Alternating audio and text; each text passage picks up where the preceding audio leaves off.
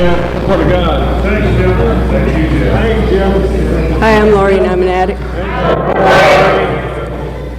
First, I want to say thank you to the committee. I was blown away when I got the phone call that, asking me to share at this. I love this convention. This is my favorite convention all year. And I just always feel so relaxed here. And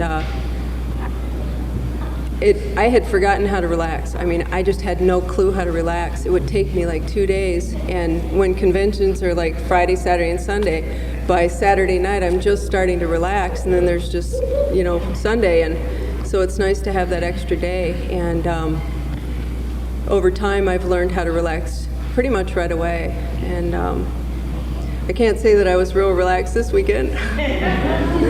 I'm not used to doing this, and I'm really grateful that they let me sit because I like to feel a part of instead of a part from, and sitting helps me with that. And because without you people, I would not be alive today. I know that my life I'm living just because of Narcotics Anonymous and you. When I came to this fellowship, I was beaten, I was empty, I was a skeleton, and I was a lovely shade of gray.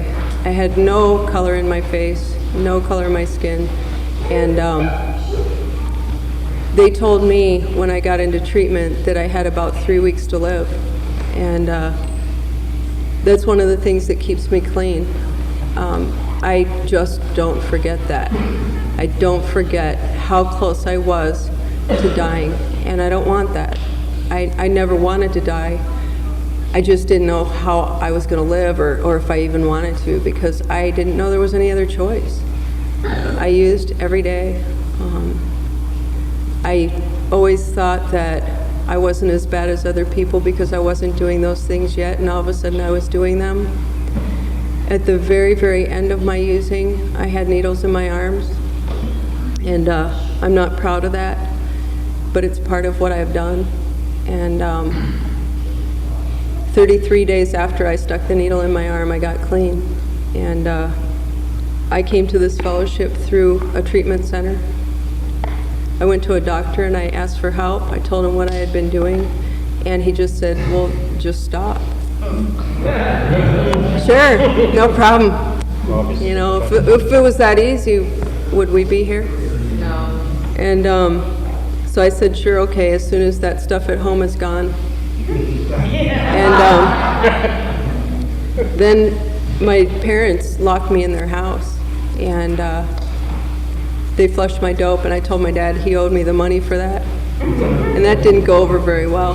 And two of the things that helped me get clean were my dad went to the dope house and asked them not to sell to me anymore, and I had never even been there. And so my dad could have gotten shot, and he meant more to me than I did, especially at that time. I mean, I didn't mean anything to myself. I didn't care. I was going to the depths. I'm from Los Angeles, and I'd end up in East LA in some alley buying drugs from these little kids that could barely walk up to the window of my car. And I went back to this doctor and I asked him again, please help me. And he said it again. He said, just stop. He didn't know what addiction was about. And but I'm grateful to that man today, because the third time I went back, I said, do whatever you need to do. I'm dying and I'm scared. And he put me in treatment, and through treatment they introduced me to other fellowships, and I walked in my very first meeting ever, and this man with 26 years told me that I didn't belong there. And my whole life I didn't belong anywhere. I didn't belong in my family. I didn't belong in my schools with my friends. I didn't belong anywhere. I didn't fit in anywhere. I felt different. I felt uncomfortable. A lot of the time I used just to be someone else, just so I could be relaxed enough to even have a conversation, because I didn't even know what that was. And the pain was so great that I just wanted to disappear. I would sit on Venice Beach with these big sunglasses on and just watch the world go by because I felt like I wasn't a part of it. And so Narcotics Anonymous brought a panel in, and I'll never forget, I don't know who this guy was, I don't remember his name, but I'll never forget the message that he gave. And the message that he gave was that he had been clean a little while, and he did one line of coke and had a heart attack. And that tells me right there that it just doesn't work. And he also told me that the first signs when I used to freebase, that feeling that you get is the first signs of a stroke. And, you know, they joke about that on TV. Hello, I would like a stroke, please, or I would like a heart attack. And that's exactly what I was doing. And I was just too scared to stop. I didn't know how to. I didn't know that people didn't use. That's all I ever knew. And so for me, all those little messages, all those little lessons that I got, all those people that said things, especially early on, is what built the foundation for me today. I don't forget where I came from. I don't ever joke about it. It's not a laughing matter for me. I don't make jokes like, let's go out and do whatever. I don't do that because that scares me. It's not a game to me. This fellowship saved my life, and I don't forget that. And you know, there's people that come in for different reasons. I don't care what that reason is, as long as we hear something and know that we can make a home of this. You know, that was one of the things that that attracted me so much, is that I'd look around the room and people were so different. There were young people, old people, professional, homeless. I mean, there were so many different types of people, and addiction hits all of us just the same. There was a man in treatment that was a brain surgeon, and they found syringes in his room. I mean, he was addicted to whatever drugs he prescribed. I don't know what they were, but he lost his license and everything else to go along with it. So it can hit anybody. And so for once, I knew that I was home. Anywhere that I go, I know that I'm home. I travel a lot for work, and I seek out meetings wherever I'm going to go. I print out meeting lists before I go. And because of that, because of meeting people and keeping in touch, I have contacts in a lot of different areas and friends in a lot of different areas. And it feels really good. That was one of the things that I never did, was put myself out there, because I just felt like I wasn't worthy. And I'm not saying that it's all good. I'm not saying that I feel worthy all the time. But I'll tell you right now, I feel a hell of a lot better than I've ever felt in my life. I realized it the other day that right now I'm living the best moments of my life. And I've never been able to say that before and feel it. When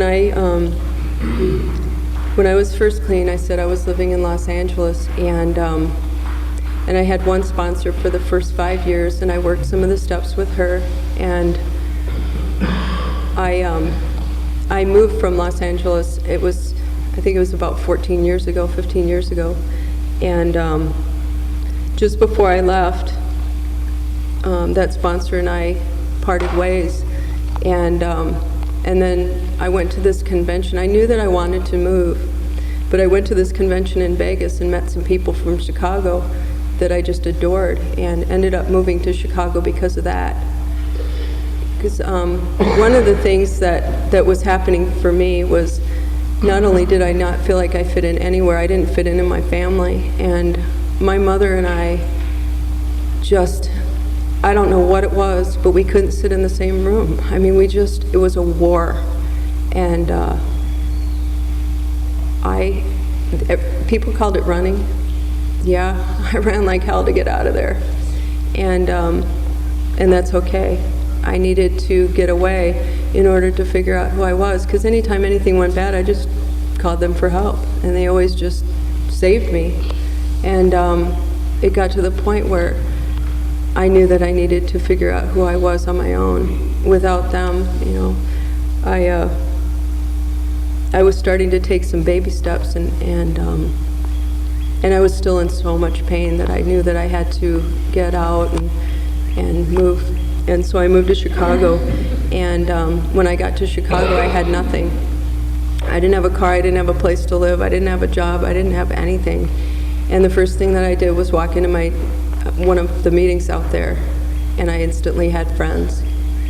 And then I started looking for a job and found a home. It's like, if I look at everything at once, I get overwhelmed and I want to run, because I'm a runner. I'm one that just says, F it, and I'm gone. And so I have to take things one at a time. I have to just keep it simple. I have no other choice. I have to keep it simple. And so the first thing I did was I found a job, and so that I could get a car and get a place to live and all the other things. And I got a sponsor out there, and for me, when I got clean, it was easy because I didn't know anything. I didn't know who I was. People got to know me. But I don't know if anybody else has moved. It's very, very difficult to move in recovery. And I moved and I had to start over, and I just wasn't willing. That's the only thing that I could say, is that I wasn't willing. I would get a sponsor. I worked my 6th and 7th step with my sponsor, but that was it. I just stopped. And I got into a new relationship, and I was floating high on that, and everything was just wonderful, and I'm fine. I'm okay. Yeah, we all know what fine is. And of course I didn't realize it right away, but the pain again came back. And since I've been clean, over the years, the pain is different levels. It doesn't have to be so great to be so great. Just certain amounts of pain hurt just as bad as it did back then. And there's my alarm. I'm done. And so anyhow, through not working and getting laid off, I ended up moving to Michigan. I got offered a position in Michigan, and I moved there about 11 years ago, and we got married right when we moved there, right when the house sold. We got married in front of our new home, and I still was floating on that relationship. I thought I was doing just fine, and then something happened, and the pain got so great that I think about 7 years had gone by, and I hadn't done any writing, no journaling, no nothing. I just stayed clean and went to meetings. I went to 4 or 5 meetings a week, and I was of service, but I wasn't doing anything. And that spiritual void is so painful. I need to say that, it's the most painful thing to be clean and just existing for me, because we're always changing. I learned that. I'm always changing. Do I want to grow, or do I want to go backwards? And I didn't it's not an option for me, because that's death. But I was dying inside once again. And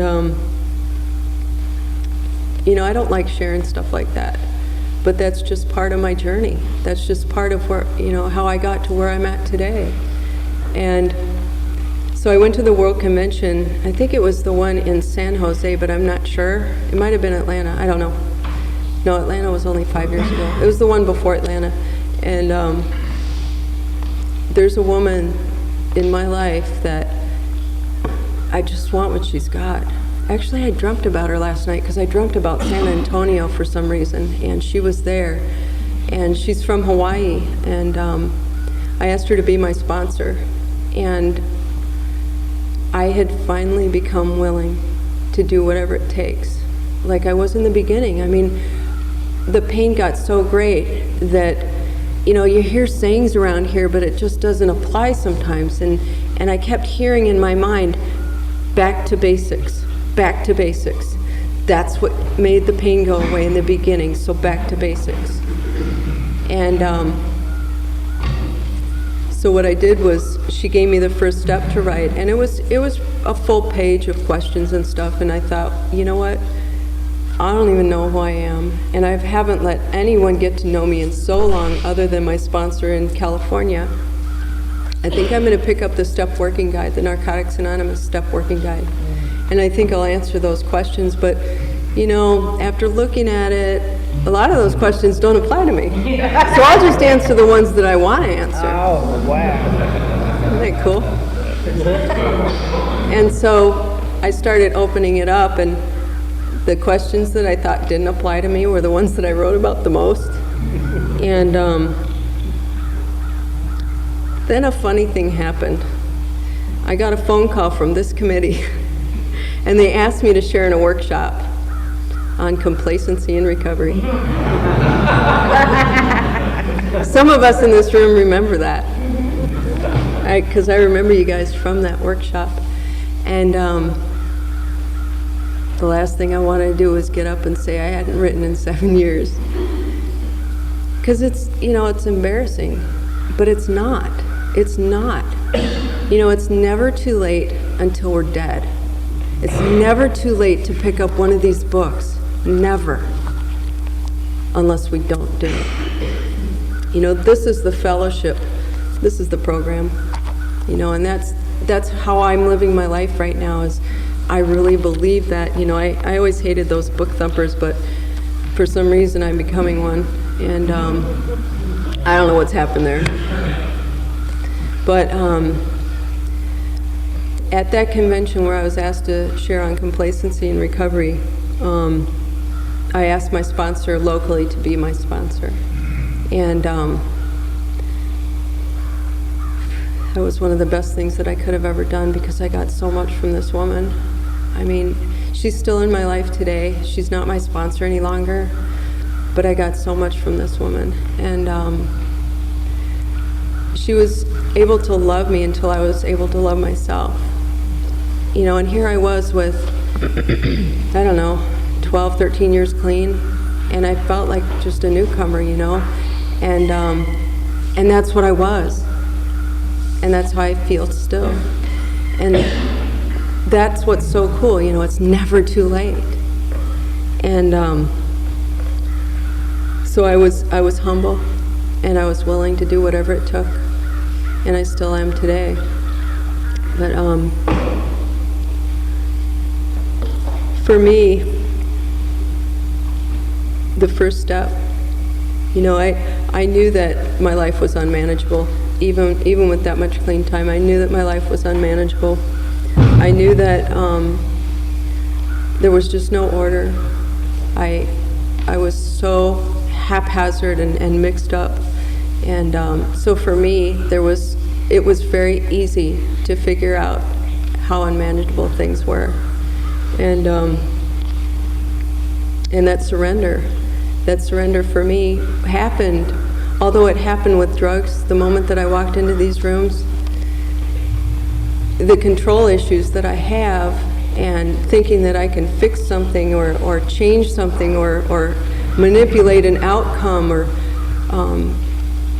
anything like that, was things that went on in my mind. I thought I could do this. I thought I had some control over anything. You know, it didn't matter what it was. I just wanted control, to know that I was doing something. And so surrender for me goes so much deeper than drugs. You know, my addiction is, you know, they say in the text that addiction can come out in all different ways. It can manifest itself in different areas, and I see that. You know, I get stuck on a subject or something that I want. If there's something that I want, I do anything it takes to get that. You know, whatever it takes. Manipulation and justification and all those other things. And so for me, surrender is a daily thing. I was introduced about 9 months ago to a formula that came from someone in Detroit, and it's SB 3711, and the first thing is surrender, first step. And for the past 9 months, every morning, I write the word surrender, and I write everything that I need to surrender to for that moment. I don't know about you guys, for me, I have to be repetitive because I don't remember anything. I have no memory. I can watch a movie And then a week later, I don't remember a thing. I look at it and say, I never even saw this. And so I need to keep repeating things. So every morning I write surrender, and I write all the things that I need to surrender to. And and actually it's the Just for Today today, the page out of Just for Today about the higher power and the home group. And I was brought up with a specific religion, and I'm Jewish, and we were brought up to believe in a God, and it's a loving God, and it's a caring God. But one of the things, I don't know about you guys, but for me, if I'm forced to do something, I'm out the door. You know, you can't force me to do anything because I will not want it, even if it's good for me. If I'm being forced to do something, I'm out of there. And so I flunked Aleph, 3 times? I dropped out of Aleph, which is first grade in Hebrew school. And so I knew that there was something that was taking care of me and looking after me, because for some reason I was surviving all of the stuff that I put myself through, all the places that I ended up, all the overdoses that I had in those last 33 days of my using, all the hospitals I ended up with stitches. I was in a psych unit for an overdose about 5 years before I got clean. And I knew that something was carrying me, and I knew that something carried me into treatment that day. I knew that it wasn't me that was asking for help. But I couldn't understand the higher power thing. I still couldn't understand it, because for me, religion was something that I just wanted no part of, because it was forced on me. And what I did was I looked around the room and I picked this one guy out. And I don't know why I picked this one guy out, but I looked at him and I said, if he can do it, anybody can do it. And so for me, the higher power was the group. It was because you were more powerful, he was more powerful, and you were more powerful than my disease.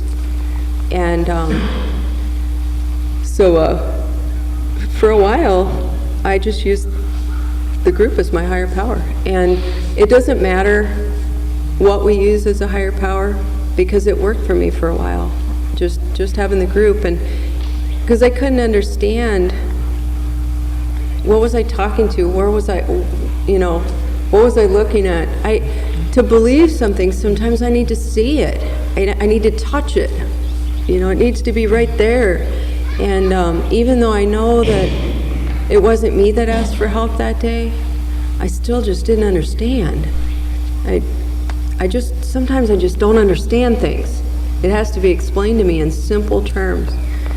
And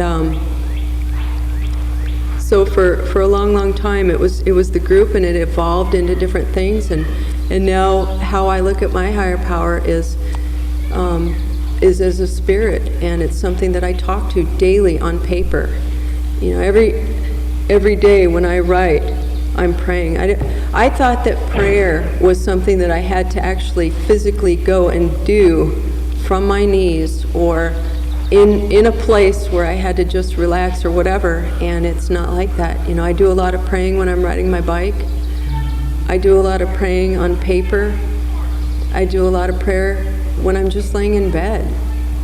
And I just know that for me, my higher power is so loving and takes me into its arms and takes care of me, because I feel that. Even when I'm alone, I feel that.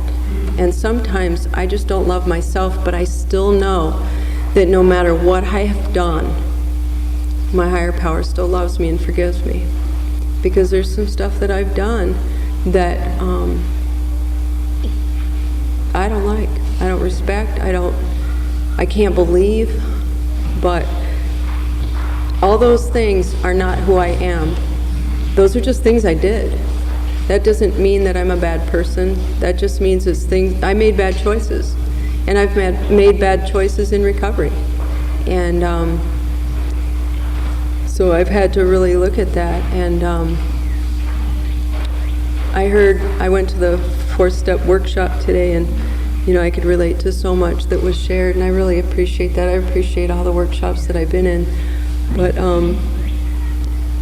I know for me, well, I worked the 4-step in LA, and it was really thorough. It actually took me 2 or 3 years to write, and it was a whole book, and it took hours to go through, and I really did that one as if there wasn't a 5th step. I mean, they say do that as if there's no 5th step, and and they ask for that one thing that you're not willing to put on paper.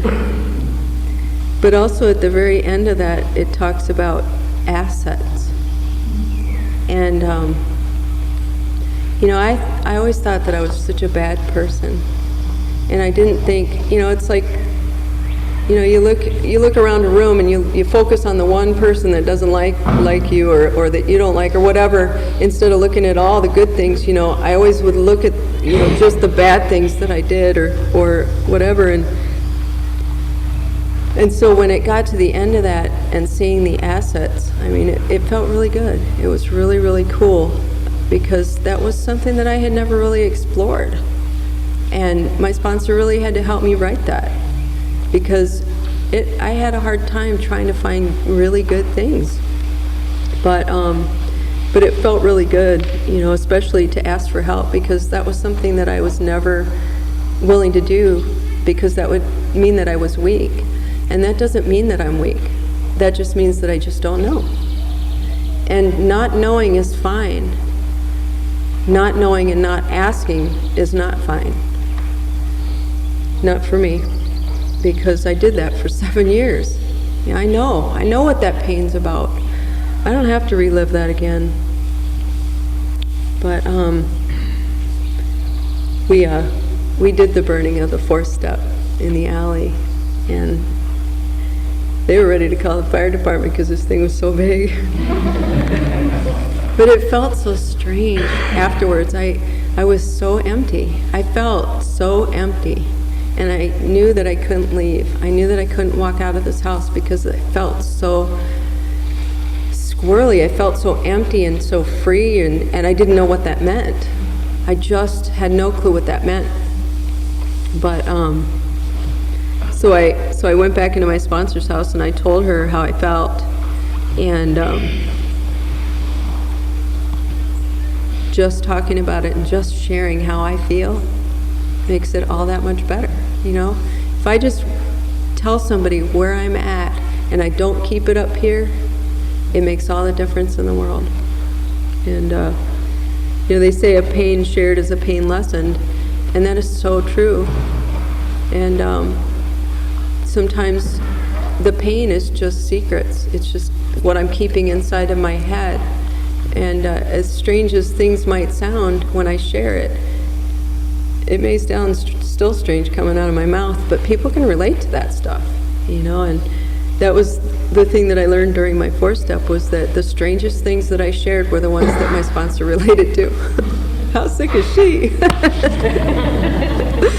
Anyhow, I have to find some humor in this. I get really funny when I'm writing my steps. I'm always doing little smiley faces and little jokes, and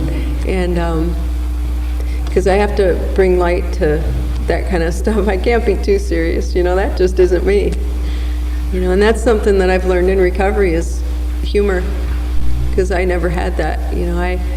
I was too afraid to be free, and my goodness, last night I think I laughed, and I learned a lot about bodily functions. But I laughed harder than I have in so long. I was crying. I was laughing so hard. At one point I had to run straight to the bathroom, because it was, anyhow, we were just carrying on and being silly, and I do that here. I'm able to do that today, and it feels so good. Oh my God, it feels so good. But anyhow, on to the 6th step. When it came to character defects, I started writing them, and I kept writing them, And I kept writing them. And I kept writing them a little more, you know, and of course my sponsor would pick out a couple and let me know about them.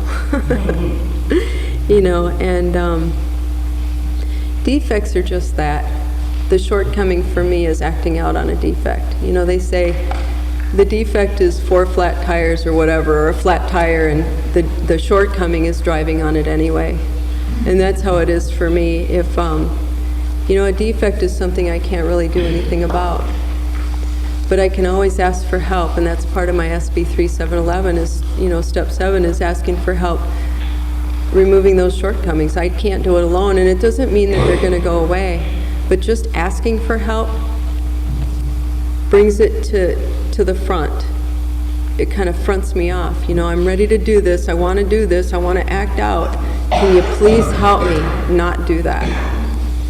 And through writing it every single day, I'm starting to get relief. You know, there is one shortcoming that I'm working on, and the pain is getting great enough, but it hasn't yet, and so I just keep doing it, you know, and sometimes I wonder why, and I'm starting to figure that out, but you know, it kind of came to light the other day. But you know what? This program is about progress. I'm never going to be perfect, and what is perfect to me anyway? I'm as good as I am supposed to be right now, and tomorrow it's going to be different for me. But I'm never going to be completely free of any of this. But just thinking about it and writing about it and working on it is helping so much. But you know, I really appreciate all the writing. I think that for me, it's completely changing my life. And you know, for somebody that hadn't done that in a long time, it's so freeing. And I know it's all about the steps. It's the formula itself isn't, you know, something that's in our text, but it's just the steps. That's all it is. You know, surrender, bless, step 3, 7, and 11. And I write them out, and I write about them each day, and ask for help. But when I started writing step 8, well, when I first finished step 7 and read it with my sponsor and everything, that was when she let me go.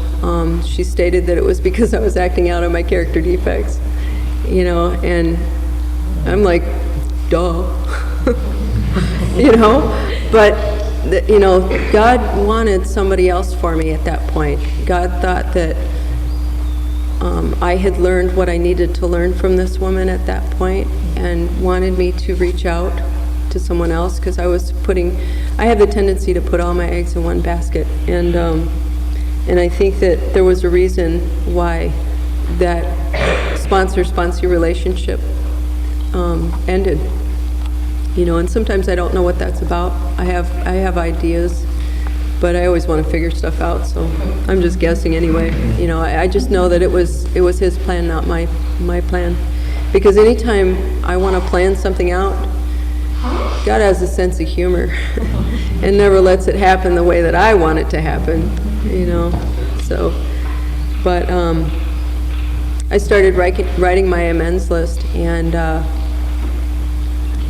some of those were letters, because they say if it'll injure them or others.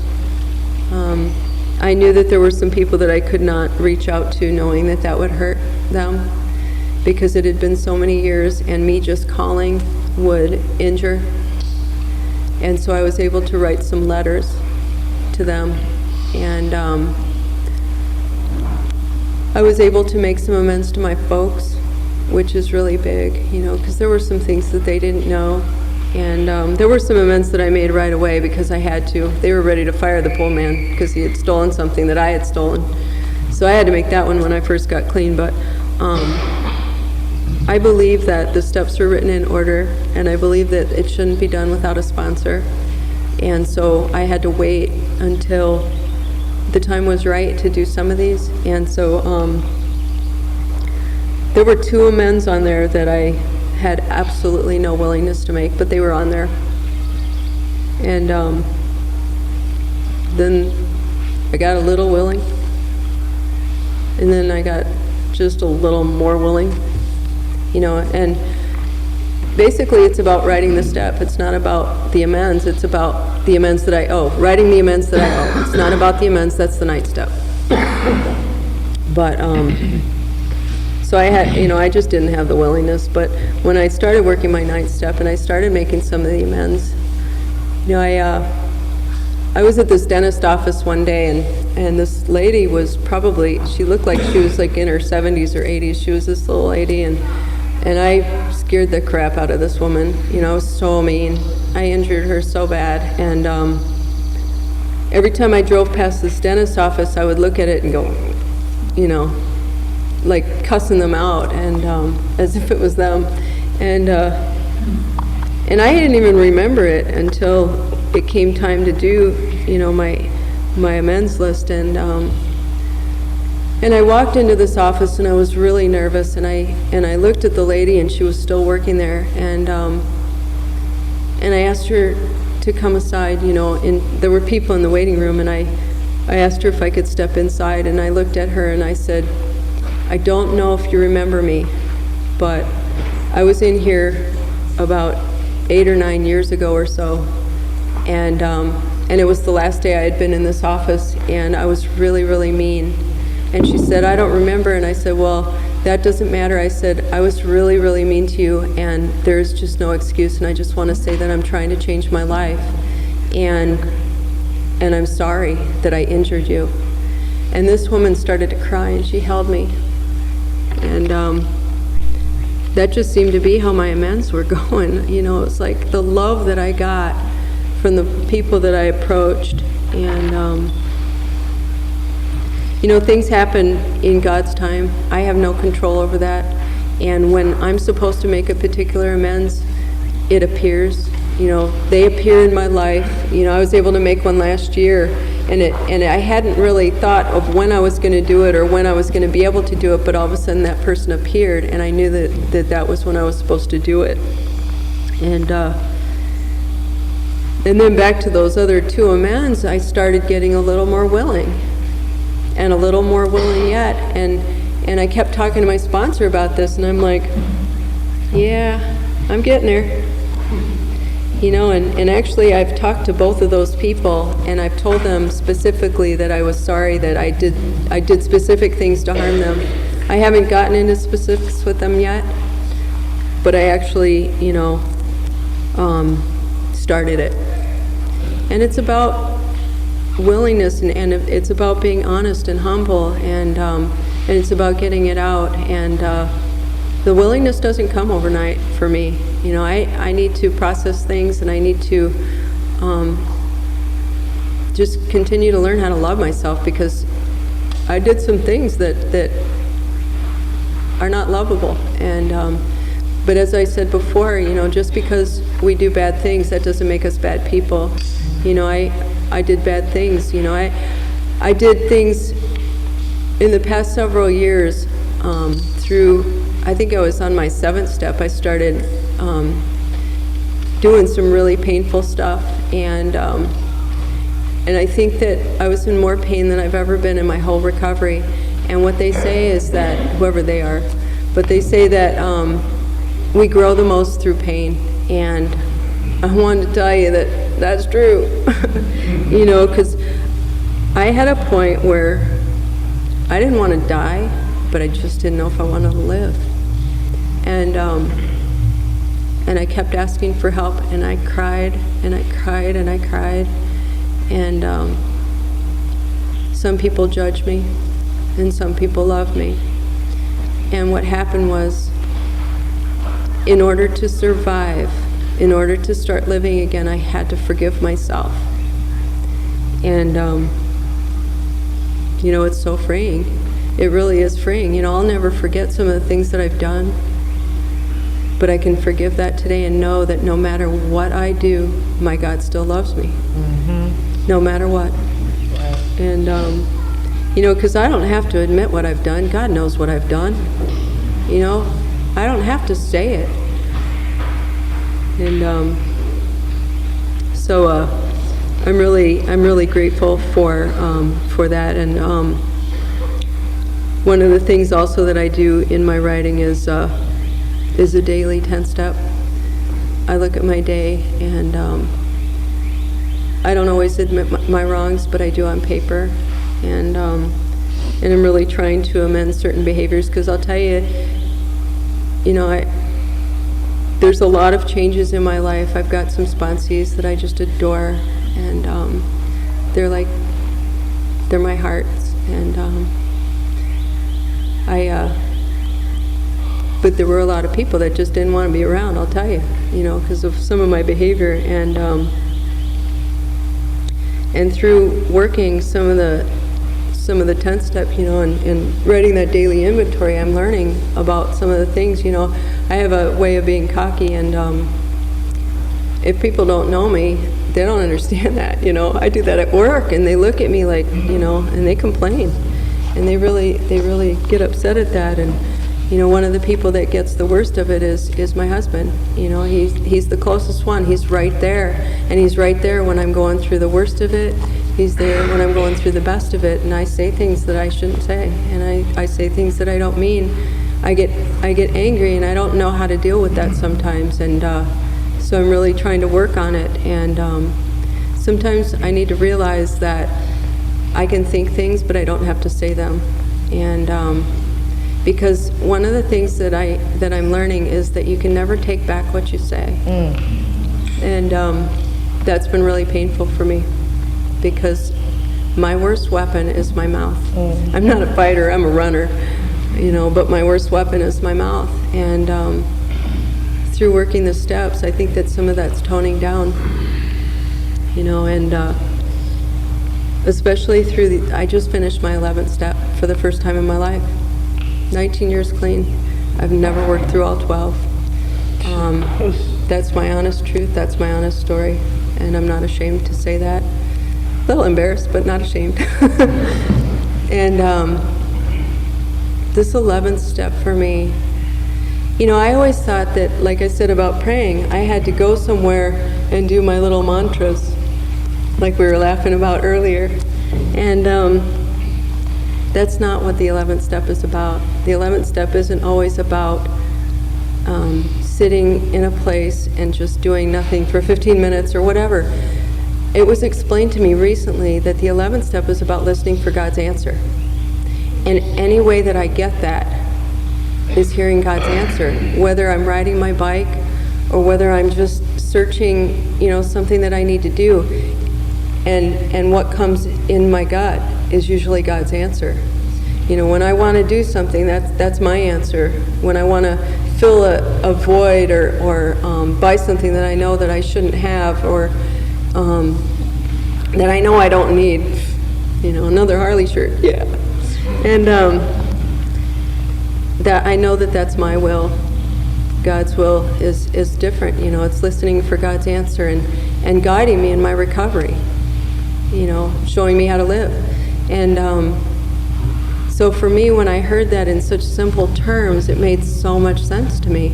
And I was so grateful, because I don't know how to quiet my mind sometimes. I don't know how to just sit and do nothing. And I'm learning what my peaceful place is. I have several. One is the ocean. The ocean has always been my peaceful place. But I have two others, and that's where I do my writing: my front porch and my rocking chair, and my loft, where I have my blankets and everything set up. But that's where I do my writing, and that's where I listen. I try to listen for God's will for me. And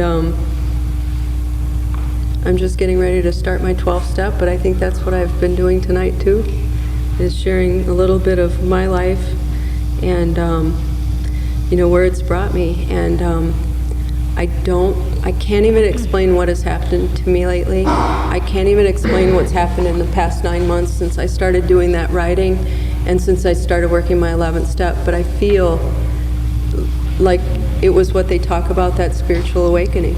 It's the awakening of my spirit. I'll tell you right now that I feel better inside than I've ever felt. I feel so loved, more loved than I've ever felt. My mother and I have not had a fight in 14 years. And when I go to Los Angeles, I go back home 6 weeks out of the year now. I'm starting to go twice for 3 weeks each. And I stay at their house half the time. And we haven't had, you know, she's not changed. She's 80 years old. But I think that I know I can't do anything to change her. I can't say anything that's going to change her, how she reacts to me or what she does or what she says. The only thing that I know is that since I've mellowed out and I've got some peace in my heart, I don't react. And that's the main thing, you know. I work at the same job that I worked at 8 years ago when I hated everybody at my work, and I was complained about. Nobody wanted to work with me. And I work with those same people today, and I love them all. I get along with all of them great. You know, they haven't changed. I'm feeling a peace about me, and that's why I say, you know what, it's never too late until we die. You know, here I am with 19 and a half years clean, and I'm just getting ready to start my first 12-step, and you know what, it wasn't too late because my life is transforming. I didn't use, since I crawled into the rooms, I haven't used yet. Relapse isn't part of my story yet, but I know that that if I don't keep doing what I am doing and what you guys are doing also, I'll use. Bottom line, I'll die. And for somebody who had 3 weeks to live, that's been stretched into 19 and a half years. Need I say more?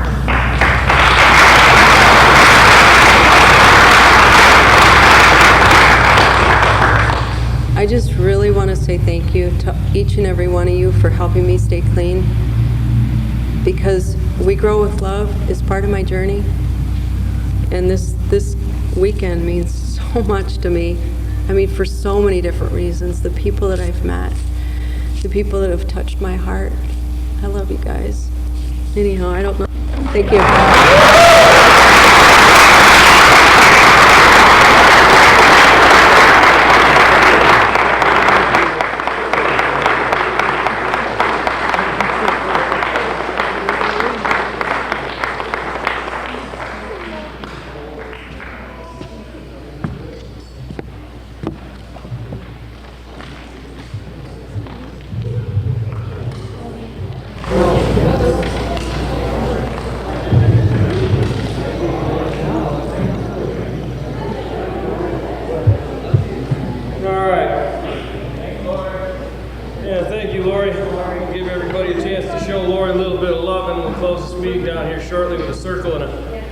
Prayer and we are having our auction over in